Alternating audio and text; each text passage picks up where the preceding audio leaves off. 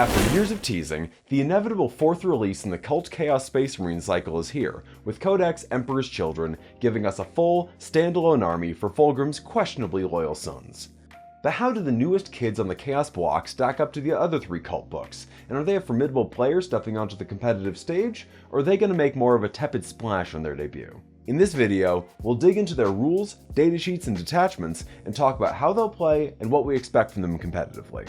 I'm occasional XS dabbler Campbell McLaughlin, and like any Slaanesh follower, I've been told I'm a bit much. Before we dive in, we'd like to thank Games Workshop for providing us with a preview copy of this codex for review purposes. If you'd like more coverage, including coverage of Crusade, you can read more at Goonhammer.com. Link in the description. The Emperor's Children are a fast, elite, melee-centric force. They don't have much in the way of shooting. Noise Marines comprise almost all of it, and what they get from those units is limited to about 18 inches of range. What's left is a mix of fast utility units and hard-hitting melee units, though without a ton of durability. While this might make them seem a lot like World Eaters on paper, they're more of a finesse army, and their detachments are more likely to give them clever movement tricks than outright power buffs. Further bolstering their elite melee approach is a selection of 5 demon units in the Codex, which can be used in a special detachment combining the two armies. Here are the 5 standout features of the Codex. Mobility. Emperor's Children are fast. Most of their infantry move 7 or 8 inches, and even their Terminators get a small boost. On top of that, the army's Thrill Seeker's ability lets them fall back, advance, shoot, and charge, giving them a ton of flexibility, and their detachments make them even more maneuverable. Speaking of, 6 different detachments. Although this probably could have been 5, 6 is not only the sacred number of Slaanesh, but 6 detachments will give Emperor's Children players plenty of chances to experiment and find a match for their playstyle. If you have a favorite unit in the book, there's almost certainly a detachment that makes it shine. Noise Marines. The signature unit of the Emperor's Children got a glow up in this book, taking on a role more akin to Havoc's. They'll be good here and great in Renegade Raiders. The pettiest boy with a face only a mother could love got a big overhaul, and his new rules are great. He's going to be a must-take in Emperor's Children armies. They're elite. There's no denying that the Emperor's Children feel like an elite fighting force of skilled Marines. You aren't going to be relying on chaff here, and even your battle line units feel like specialists. And there's a few things we specifically don't love here. And sadly, that's missing demons. The list of demon units you get to run with is extremely limited. All of the chariot variants and many of the incredibly cool characters like Celeste and the Mask are missing from this codex, and the units left over are a bit worse than their index counterparts. And demons ain't the only thing that's missing. A lot of iconic Chaos Space Marine units aren't here, so pour one out for everyone who painted Slaaneshi pink cultists, predators, or hellbrutes. Shooting. As a result of not having much in the way of armor, Emperor's Children are pretty bad at shooting. They'll struggle to kill anything more than 18 inches away, and you're gonna have a real problem dealing with enemy transports and screens. The Emperor's Children have a pair of army rules. Army rule: Thrill Seekers. If your army faction is Emperor's Children, this unit is eligible to shoot and declare a charge after it advances or falls back, but when doing so, it cannot target the unit that it was within engagement range of at the start of the turn, and it cannot target a unit that was the target of another unit's charge or attack this phase. Pact of Excess. Slaanesh demons in this codex have the Legions of Excess faction keyword. They can't be included in your army unless you're running the Pact of Excess detachment, and you cannot choose that as your army faction. Thrill Seekers is very strong, but it's got some wild restrictions. It's simultaneously very fluffy, but interesting to work around, and it's a fun way to temper what would immediately be one of the strongest army rules in the game. There are a few major implications here, the first being that you can't just fall back and recharge the same unit in order to activate charge bonuses in fights first. That is, apparently, just too boring for your edging enthusiast edgelords. The good news here is that you have more than a few ways to gain fights first if you really need it for a combat you're locked into, and in most other cases, you can plan around this ability by carefully choosing the order of shooting and charges. Only the units which advanced or fell back have to deal with this restriction. It's also a shame the demons can only be included in the Carnival of Excess detachment, as they make up roughly a quarter of the datasheets in this book. They have the opportunity to otherwise shore up some gaps in the army's small selection of units, and it's sad to see them locked away. As we mentioned before, there's a surprising number of detachments in this book, 6 in total, and while that's very fluffy given it's the number of their patron, it's a lot for an army with only 21 units. The Mercurial Host feels like the basic option for Emperor's Children, and in many respects, it's the least interesting. The detachment rule allows you to reroll advanced rolls made for your units, which is a rule that seems boring but is doing a ton of work here when you consider that your whole army can advance and still shoot and charge. Peerless Bladesman is more focused, skewing heavily towards melee and mostly focusing on stratagems for the fight phase. Your detachment rule gives your units a choice between lethal hits or sustained hits 1 on the turn they charge. Rapid Evisceration is the mechanized option for your noisy boys. Your units can reroll hit and wound rolls of 1 when they jump out of a transport. This detachment has plenty of tricks for getting in and out of transports and has ways to drop them back into reserves.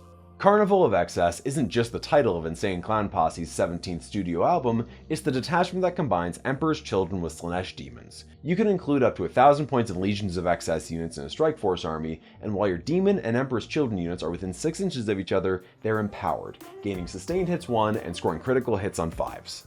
Coterie of the Conceited is a strange detachment, focusing on army-wide buffs based on your ability to call your shots. Every round, if your warlord is on the table, you'll have to declare the number of enemy units you'll destroy in the round. Succeed at doing that, and at the end of the round, you'll accrue that many Pact points. Fail, and your warlord takes D3 mortal wounds. Don't break your promises, I guess. Scoring Pact points gets you some pretty good army-wide buffs, starting with rerolls of 1 to hit at 1 point and wound rolls at 3. The only potential lemon of the bunch, Slaaneshi's Chosen is a weird detachment in that it only buffs a single unit at a time. That unit, starting with your warlord's unit, is your favorite unit. The first unit in your army to destroy an enemy unit in each player turn then becomes your favorite unit. While a unit is favored, they reroll wound rolls. On top of all this, your character units will ignore modifiers to their move, advance, and charge rolls. Now, if you thought World Eaters were light, Emperor's Children only have 16 datasheets to pick from, plus another 5 for Slaaneshi demons. As a result, we can go into detail on every individual datasheet here, but it's clear that from a roster standpoint, you're going to be limited in your options. Something to note before we jump in. Emperor's Children units tend to be pretty fast. It's an infantry-heavy army, and most infantry in this army have a movement characteristic of 7 inches. And the faster models like Lucius and Flawless Blades will move 8 inches. That's a good combo for their ability to advance and charge. But before we start, let's go over what's not here. A lot of old Chaos standbys just aren't here, despite being longtime residents in the Emperor's Children armory. Specifically, and inexplicably, there are no Hellbrutes, Forge Fiends, Predators, Vindicators, Chaos Bikes, Dark Apostles, Masters of Execution, Lord Discordant, Raptors, or Warp Talons in here. And, perhaps even more surprising, there's no Chaos Cultists of any flavor. Your cheapest unit is gonna be Chaos Spawn. The good news is that those spawn are pretty good, but we'll come back to that later. Now let's start big with Fulgrim. The big bad Primarch of the Emperor's Children is a melee monster. He comes with the Demon Primarch stat line, plus wings for fly and deep strike. In melee, he's an absolute blender, hitting like a truck with 6 strike attacks, or wiping out whole marine squads with a dozen damage 2 sweep attacks, or his similarly statted shooting attack, with sustained hits 1 on all 3, naturally. If that's not enough, one unit he hits each turn comes down with his demonic poisons. In each player's command phase, every poisoned unit takes D3 mortal wounds on a 4-up. In your opponent's command phase, you also get to pick if units targeting Fulgrim have -1 to hit, Fulgrim fights first, or enemy units within 6 inches of your snaky boy have to take a leadership test when they attempt to fall back, remaining stationary if they fail. Fulgrim's a weird one. He's not a force multiplier like Magnus, Guilliman, or Mortarion, and like the lousy dad he is, he doesn't do anything for other Emperor's Children.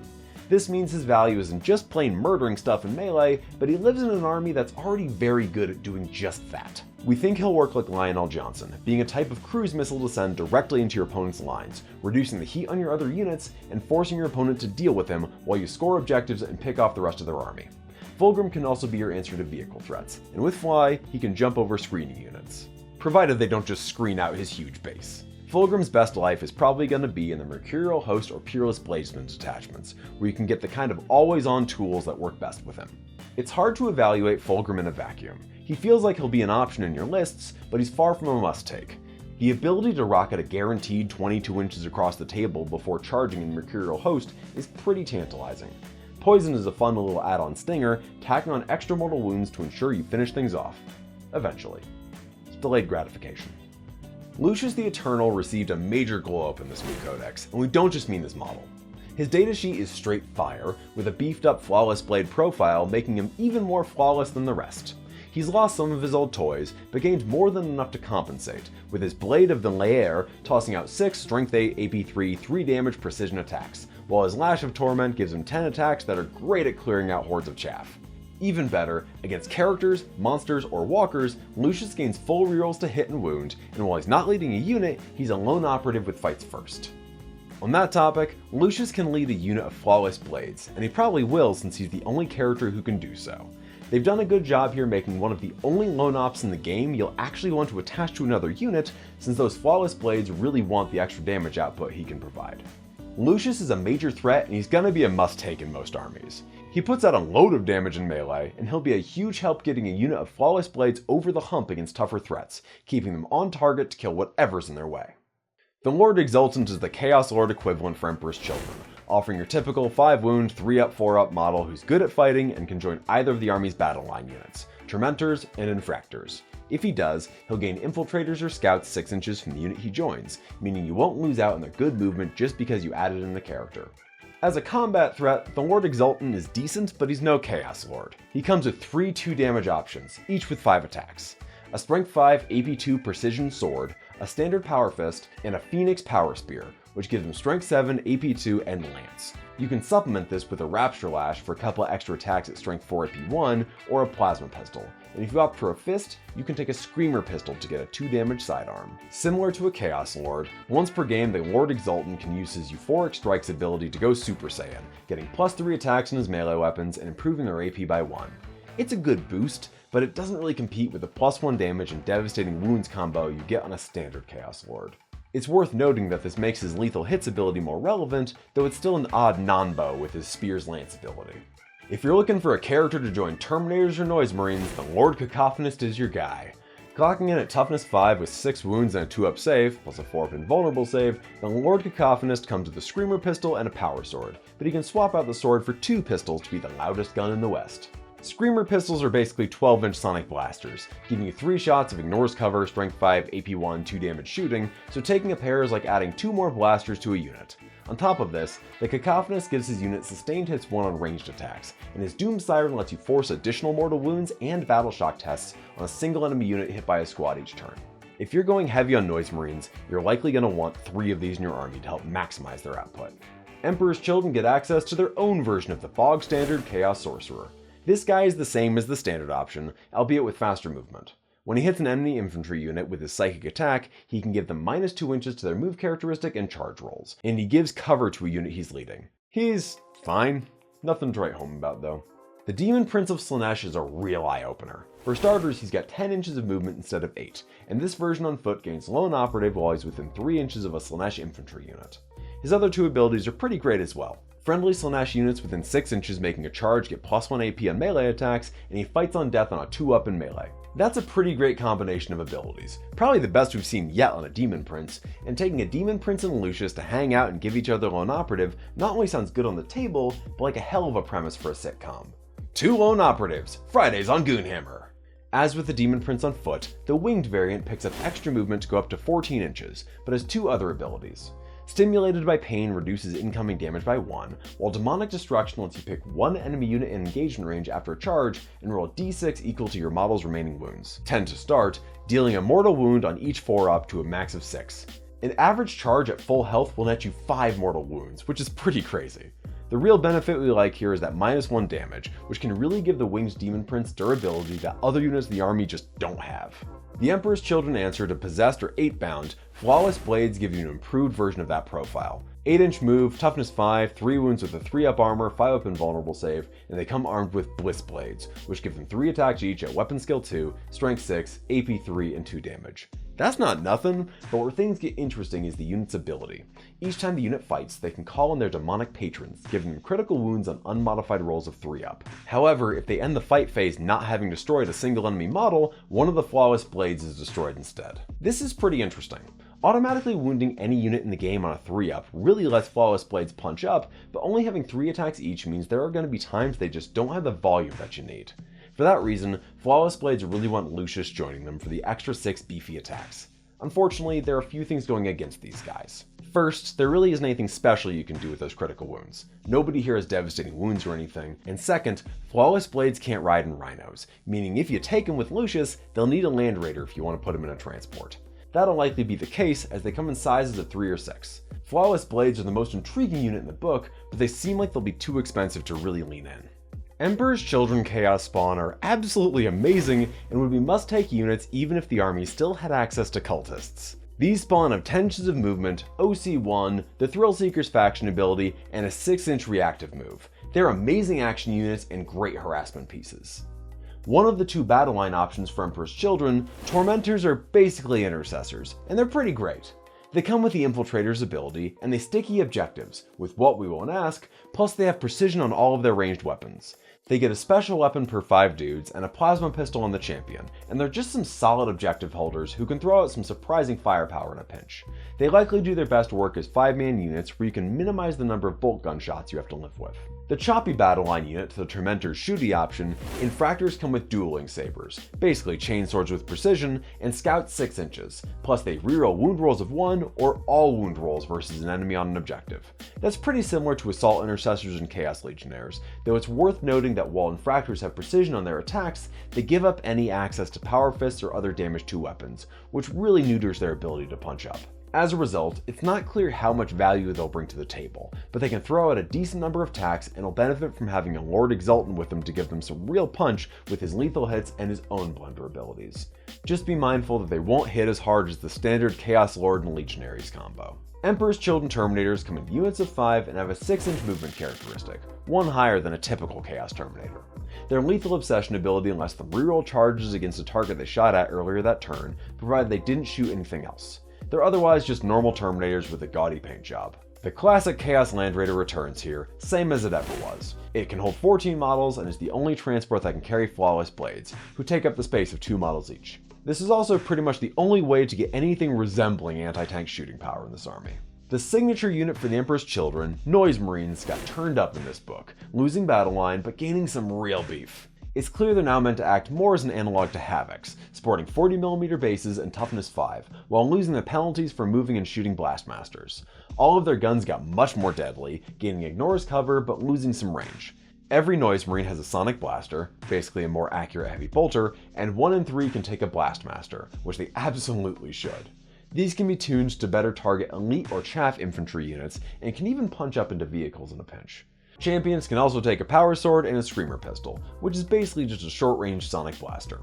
When they're done bursting the eardrums of their target, one unit they shot takes -1 to leadership tests and battle shock tests till your next shooting phase. These feel like the standout stars of this book's infantry options, and it's easy to imagine starting lists with 3 units of them in Rhinos. They're a solid unit of tough infantry with decent shooting, but they highlight one of the army's biggest issues, namely that there just isn't any big long-range shooting here. Even a full unit of Noise Marines is going to struggle to kill a Rhino, and will need the help of a Lord Cacophonist, his extra guns, and sustained hits to help get them over the hump. They'll likewise struggle into Terminators and other elite infantry without significant help. Helldrakes are still here. They move the same, they lose their -1 to hit against flying targets, and now they do some mortals when they fly over an enemy unit. Hooray! Emperor's Children have Mauler Fiends, but not Forge Fiends, for reasons that are just completely inscrutable. These Mauler Fiends get +1 to hit against targets below starting strength, and +1 to wound against targets below half strength. In this army, Mauler Fiends serve a heightened role as one of only 2 units capable of hitting in melee at a strength 12 or more. This gives them more utility than you'd expect, even if their output isn't anything you wouldn't get in another Chaos Marine army. They can get some real benefits out of being in a Peerless Bladesman detachment, and they're sneaky good in some of the others. Emperor's Children Rhinos move normally, but trade out their regeneration for the ability to drop off units after advancing. Those units count as having made a normal move but can't charge that turn. That might not be bad for getting your Noise Marines in range. Otherwise, they're still just great for staging and getting around the board. Where Rhinos shine is obviously in the Rapid Evisceration detachment, where they become the cornerstone of your strategy, ferrying units around the table, dumping them out for bonuses, then picking them back up to cart them around again. The Rhino is one of the game's most versatile units, and it's even better in Emperor's Children lists. Now there are 5 datasheets for demons in here: Shalaxi Hellbane, the Keeper of Secrets, Demonettes, Fiends, and Seekers. 3 of these have been tweaked from their index versions. Specifically, Shalaxi Hellbane loses their 5-up Feel No Pain, instead gaining a 3-up armor save. They also lose the Cloak of Constriction, exchanging it for the ability to reroll advance and charge rolls. This makes them much more durable overall. Monarch of the Hunt has changed as well. Now you pick your quarry at the start of the game, and you reroll hit and wound rolls against them. If you kill them, you get to pick a new target. Pretty similarly, the Keeper of Secrets loses their own 5-up Feel No Pain from taking the Shining Aegis, and they instead gain a 3-up armor save if they take it, making it more desirable to take the Knife or Whip instead. Demonettes drop to OC1, they trade that out for the ability to force Battleshock tests at a -1 at the start of the fight phase for enemy units within engagement range. Fiends are a bit worse here. They no longer give enemy units -1 to hit, but they force non-monster and vehicle units falling back to take a desperate escape test, with an extra -1 if the unit is battleshocked. Seekers are unchanged from the index. Taken as a whole, there's a lot of cool stuff in this book. The new models look fantastic, and there are definitely some eye-popping combinations when you first lay your eyes on it. Things like infiltrating tormentors with precision meltaguns seems like they're going to be a pain, while noise marines have some real chops on them. That said, it's hard not to look at this and wonder if the whole thing comes up short. You're really at a loss for ranged solutions to pop transports, and while there are some solid melee threats in here, they're not that good on their own. Flawless blades look pretty lackluster compared to either flavor of 8-bound, the Lord Exultant really comes up short without the Chaos Lord's devastating wounds, and we're not sure it's worth trading out 2 Power Fists and Legionaries for a 6-inch scout move and precision. When we try and think of what armies these guys will do well against, not much really comes to mind, not unless you start stuffing your list with Chaos Knights to make up for that lack of shooting. Of course, a lot of this depends on what their final points are going to look like, but as is, Emperor's Children feel like they'll have trouble clearing screens and popping transports at range. While this isn't a deal breaker, World Eaters certainly have the same problem, they also really lack the ability to deal with heavier armor, and for a melee army, their multi-damage output is pretty limited. Vehicle-heavy enlists and Terminators are going to give this army some real problems. With all that in mind, we don't think the Emperor's Children are going to have all that huge an effect on the meta.